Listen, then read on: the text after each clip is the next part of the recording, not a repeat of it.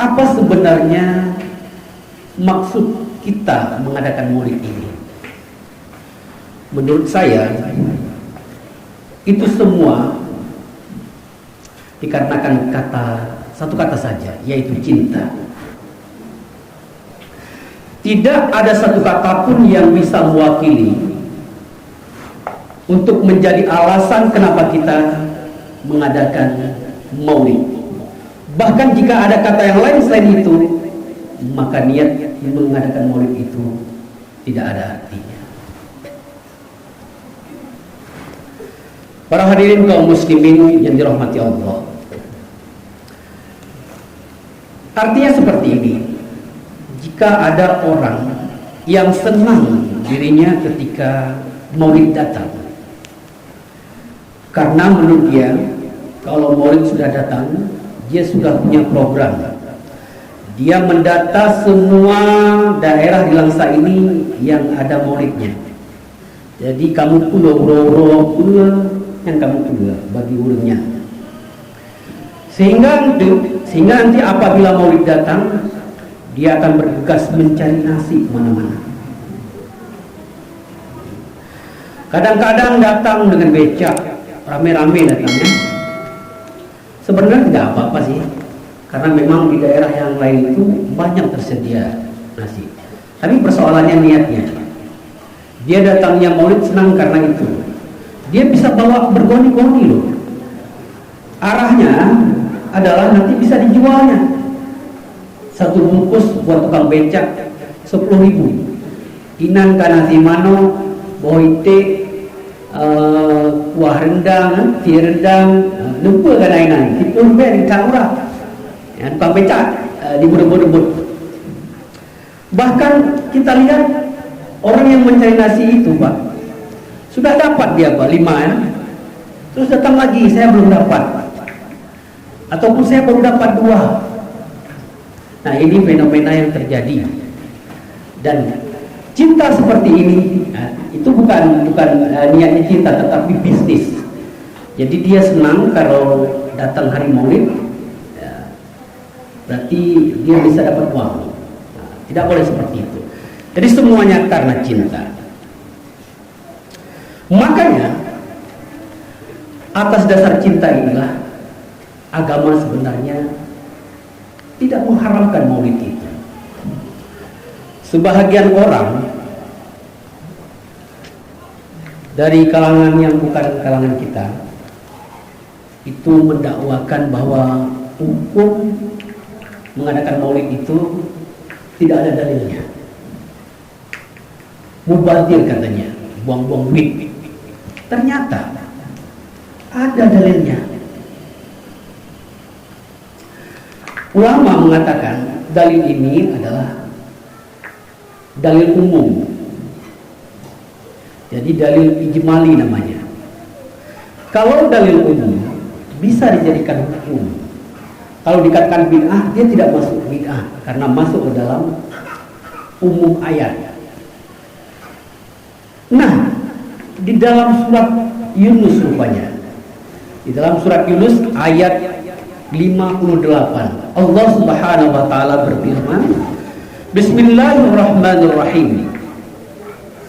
Qul bi fadlillah wa bi rahmatih fa bidzalika falyafrahu huwa khairun mimma yajma'un. Shadaqallahul azim.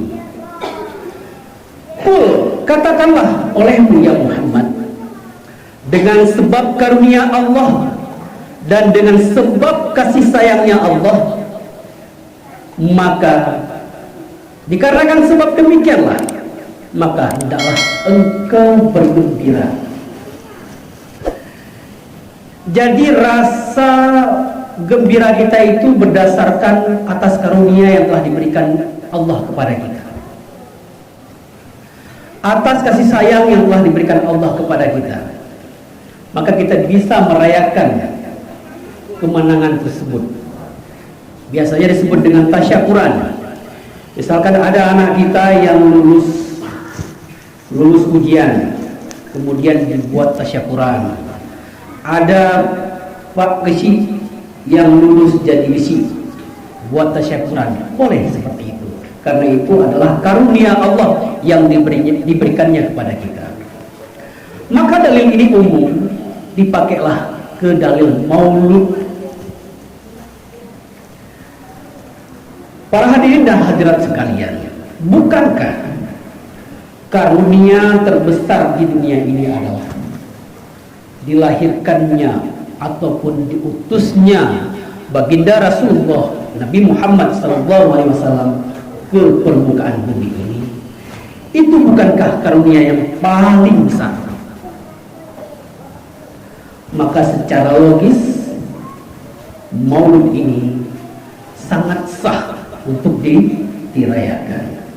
Jadi ingat, dalilnya ada, dalil ijmali umum ayat tersebut dalam surat Yunus ayat 58. Para hadirin kaum muslimin yang dirahmati Allah.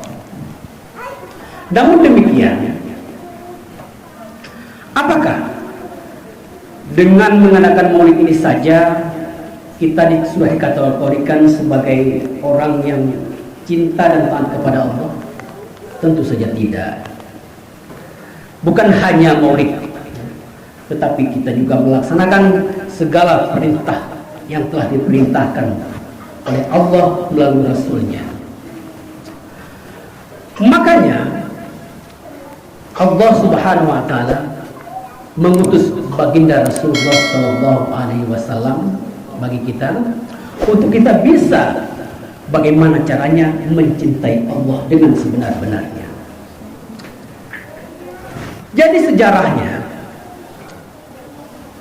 setelah Nabi Isa alaihissalam dinaikkan ke langit oleh Allah Subhanahu wa Ta'ala, maka bumi ini kekosongan seorang nabi. Bumi ini kekosongan seorang pemimpin dunia dalam Islam. Kira-kira 570 tahun lamanya jarak antara Nabi Isa dinaikkan ke langit dengan Nabi Muhammad dilahirkan ke bumi ini. Barulah tahun 571 tepatnya, pada tanggal 12 Rabiul Awal, Nabi Muhammad dilahirkan oleh Allah Subhanahu wa Ta'ala. Dan oleh Nabi Muhammad sendiri mengatakan tujuannya dilahirkan. Jadi tujuan Nabi Muhammad diutus ke bumi ini, Nabi Muhammad sendiri mengatakan dengan sabda beliau, innamal bu'istu liutammima makarimal akhlak. Innamal bu'istu liutammima makarimal akhlak. Kata Rasul, hanya saja saya diutus oleh Allah ke muka bumi ini adalah untuk memperbaiki, menyempurnakan akhlak manusia yang telah rusak. Jadi jarak antara Nabi Isa dan Nabi Muhammad itu sangat lama, 570 tahun, di mana dunia pada saat itu sudah kacau balau. Manusia kehilangan akal pikiran yang sehat.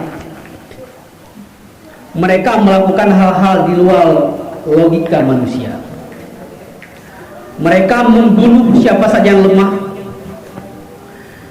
termasuk wanita. Pada saat itu tidak ada yang selamat. Menyembah Tuhan yang Tuhannya sendiri adalah diciptakan oleh mereka. Maka oleh karena itu, fungsi Nabi Muhammad dilahirkan, ingat, untuk memperbaiki akhlak manusia yang sudah bodoh pada saat itu. Dengan apa?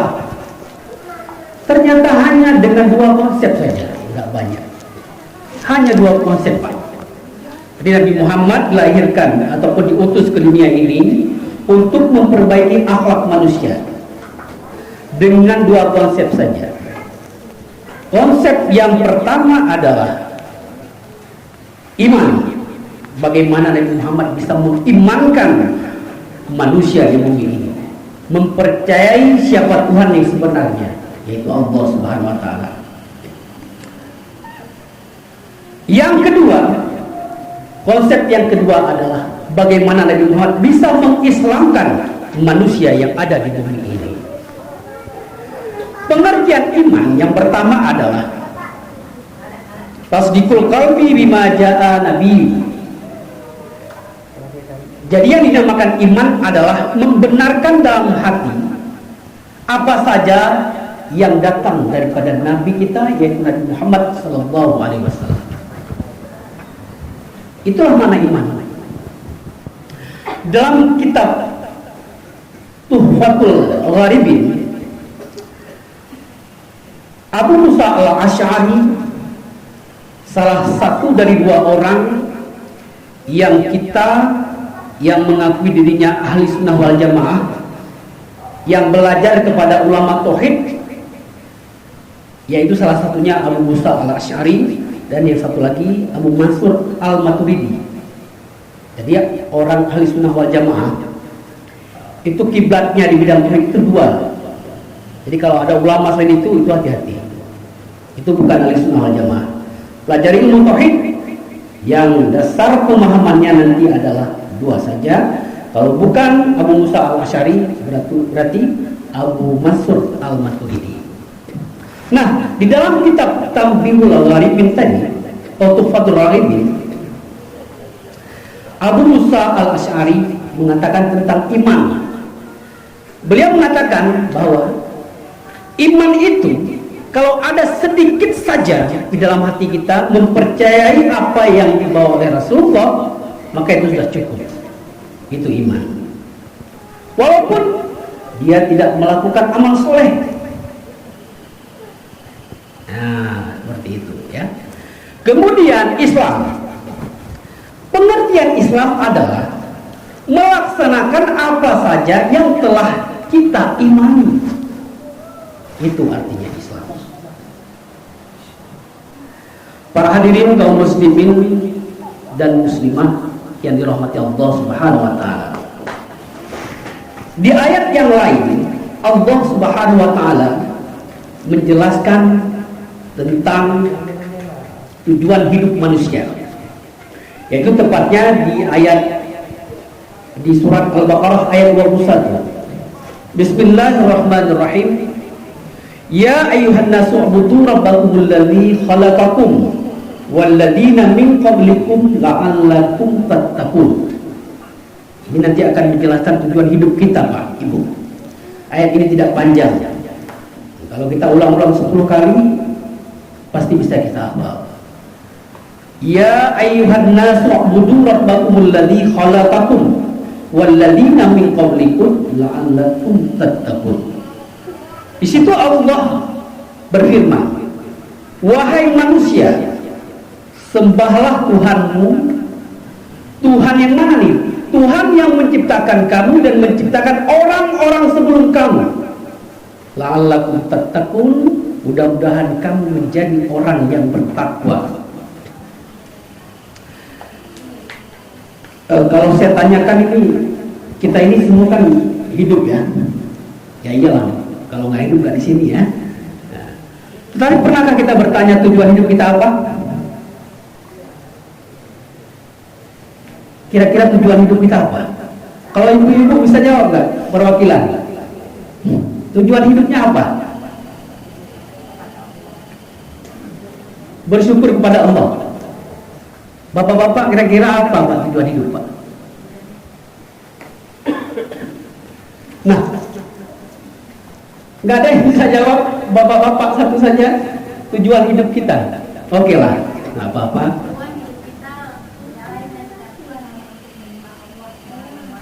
Menyembah Allah Subhanahu wa taala. Ada yang bersyukur kepada Allah, beribadah kepada Allah, ya. Mari kita lihat jawaban Allah dalam ayat ini. La'allakum tattaqun. Mudah-mudahan kita menjadi orang yang bertakwa. Itulah tujuan hidup kita. Jadi Allah menciptakan kita, satu saja yang dimintanya sebenarnya, yaitu ketakwaan kita. Takwa, kata Imam Al-Ghazali, adalah imtisalu awamirillah wa ijtinabu nawahi sirran wa alaniyan. menjunjung tinggi perintah Allah, menjauhkan segala bentuk larangannya, baik secara rahasia nggak ada orang, ataupun secara nyata banyak orang. Itulah tujuan hidup kita. Namun pertanyaan selanjutnya adalah bagaimana caranya? Bagaimana caranya kita menjunjung tinggi perintah Allah dan menjauhkan larangannya? Dalam ayat ini dikatakan harus melalui proses menyembah dulu. Jadi manusia untuk menuju takwa tidak boleh tidak punya Tuhan hidup di dunia ini. Bahasa ulun kuliah ateisme. Kita tidak boleh menjadi ateisme hidup di dunia ini, yaitu orang yang tidak mempercayai tentang ketuhanan, adanya Tuhan. Berarti yang pertama untuk sampai tujuan kita harus menyembah dulu. Lantas Tuhan mana yang kita sembah? Nah, dalam ayat ini juga dikatakan, ya ayyuhan nasu qul ladzi khalaqakum wal ladzina min qablikum. Tuhan yang kamu sembah adalah Tuhan yang menciptakan kamu dan menciptakan orang-orang sebelum kamu. Bukan Tuhan yang kamu sendiri yang menciptakannya. Selain agama Islam, Pak, Bu, adik-adik sekalian, semuanya mereka menyembah Tuhan yang Tuhannya mereka buat sendiri. Agama Kristen, Yesus atau Nabi Isa mereka jadikan Tuhan.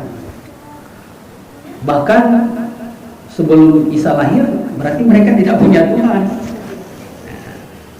Betapa bodohnya mereka, ya kan? Makanya orang yang bodoh itu tidak punya akhlak, ya.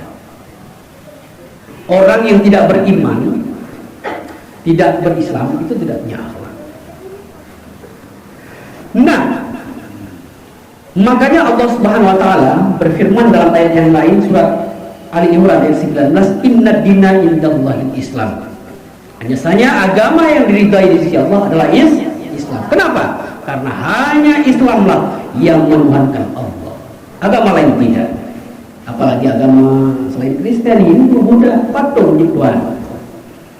Nah, dengar cerita mungkin waktu Muslim kali cerita, udah ceritakan masalah Sayyidina Umar menangis, ya, menangis dan tertawa. Sudah dengar kan?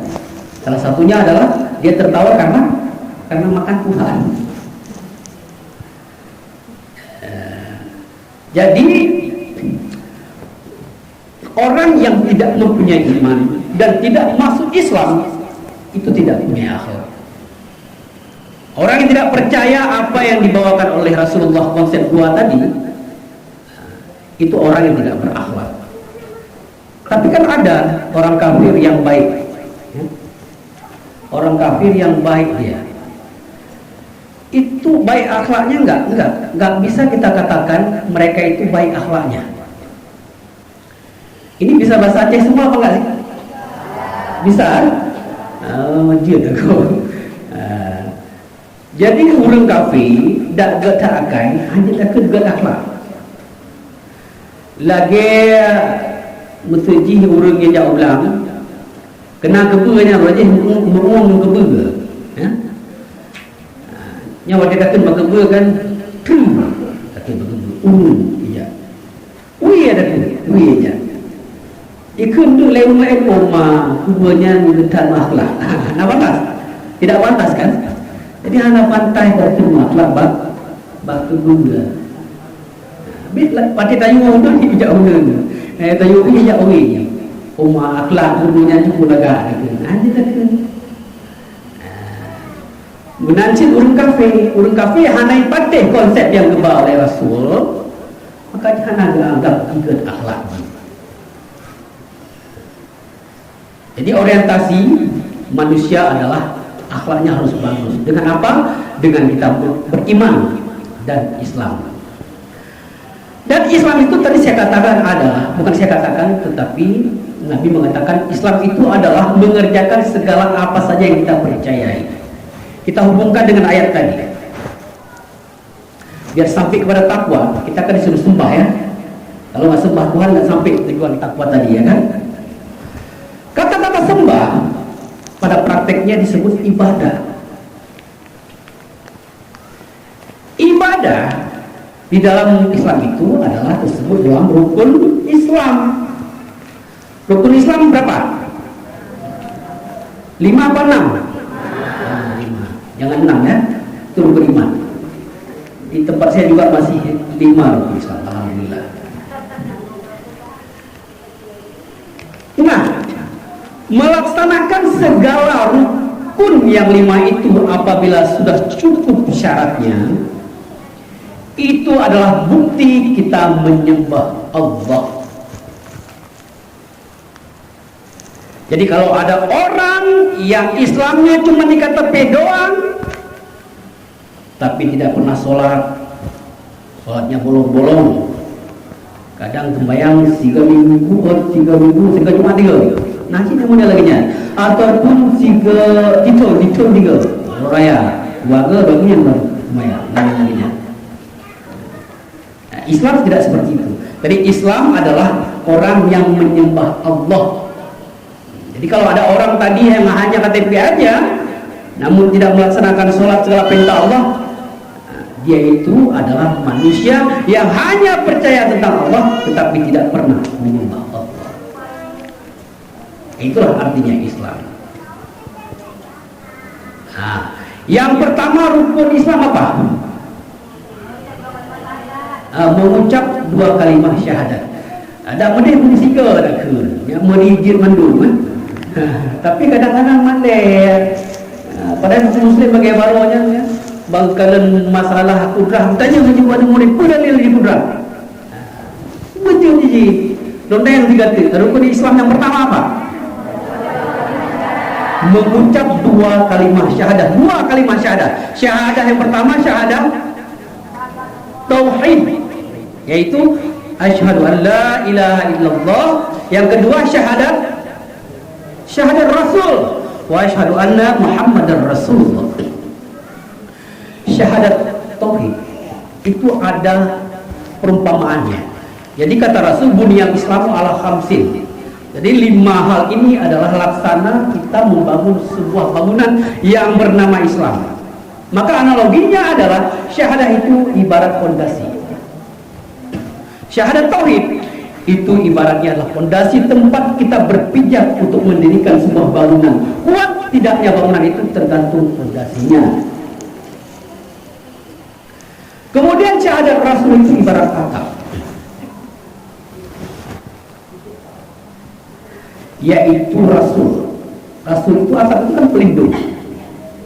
Wa ma arsalnaka illa rahmatan lil alamin.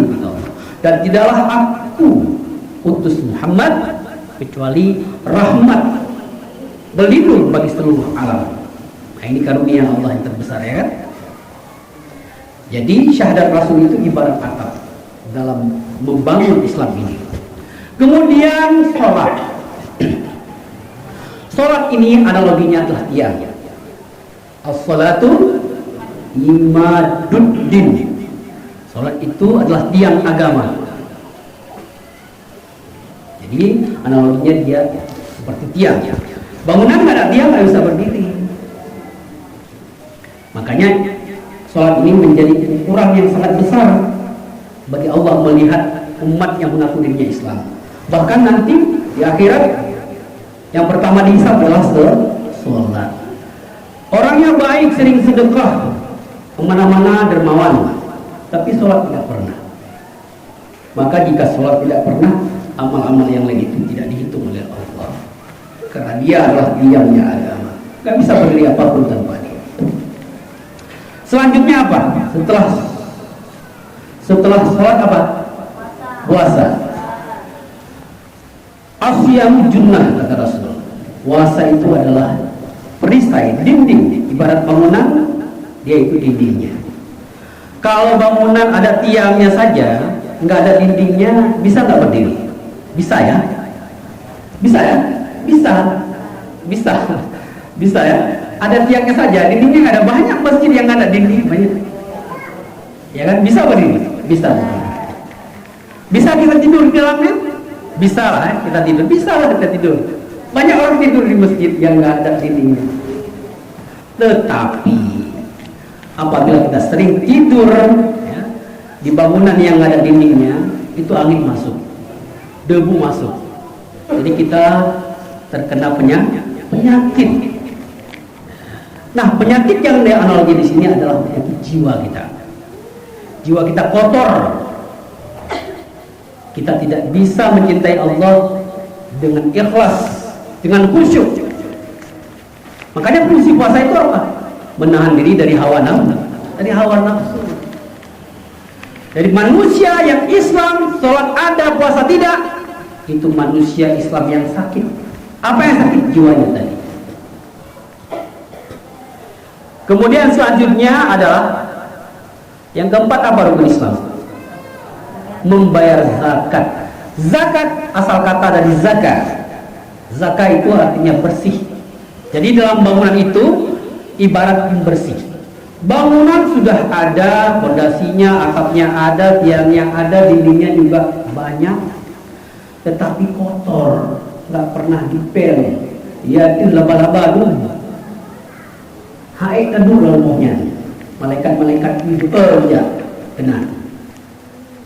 Maka oleh karena itu zakat ini dalam bangunan itu ibarat membersih. Yang dibersihkan apa? Apabila yang dibersihkan jiwa namanya zakat fitrah. Apabila yang dibersihkan adalah harta-harta kita, maka itu namanya zakat mal atau zakat harta. Jadi orang yang naik haji tidak pernah mengeluarkan zakat padahal sudah sampai nisab dan tahunnya, itu ibarat dia naik haji pakai uang orang miskin, karena peruntukan zakat itu buat orang miskin. Nah, jadi itu kayak menyahana begitu. Nah, kemudian yang kelima apa? Naik haji bagi yang mampu. Kenapa bagi yang mampu? Karena orang yang telah mampu itu telah terhitung kaya, udah banyak duitnya dia. Allah khawatir orang yang seperti itu lalai dengan kekayaannya, sibuk cari duit aja, jauh daripada Allah. Maka Allah memerintahkannya untuk naik haji. Naik haji itu juga disebut dengan hari raya kurban. Kurban itu asal kata dari qarabah. Qarabah itu artinya dekat. Jadi naik haji itu proses pendekatan diri manusia untuk mendekatkan dirinya kepada Allah. Maka di sini harus ada rela berkorbannya. Jadi substansi nilai yang terkandung di dalam ibadah haji ini adalah manusia Islam dalam membangun rumahnya Islam ini dia harus rela berkorban. Dia harus sanggup berkorban jiwanya jika ada orang yang ingin meruntuhkan rumahnya itu, bangunannya itu. Dia harus siap mati jika ada orang ingin membunuh istri dan anak-anaknya. Itulah rasa rela berkorban. Jadi, barulah kita dikatakan Islam, ibu-ibu, bapak-bapak sekalian, jika kita mengerjakan segala yang kita percayai, termasuk kita percayai tentang syahadah, kita percaya tentang sholat, kita percaya tentang puasa, percaya kepada zakat dan haji, maka Islam itu adalah pelaksanaannya. Dan alhamdulillah kita sekarang masuk dalam golongan orang-orang yang mengikuti Rasulullah. Jadi kacau tujuan Rasulullah. Dan kamu pak keput tanya tak pegat maulid.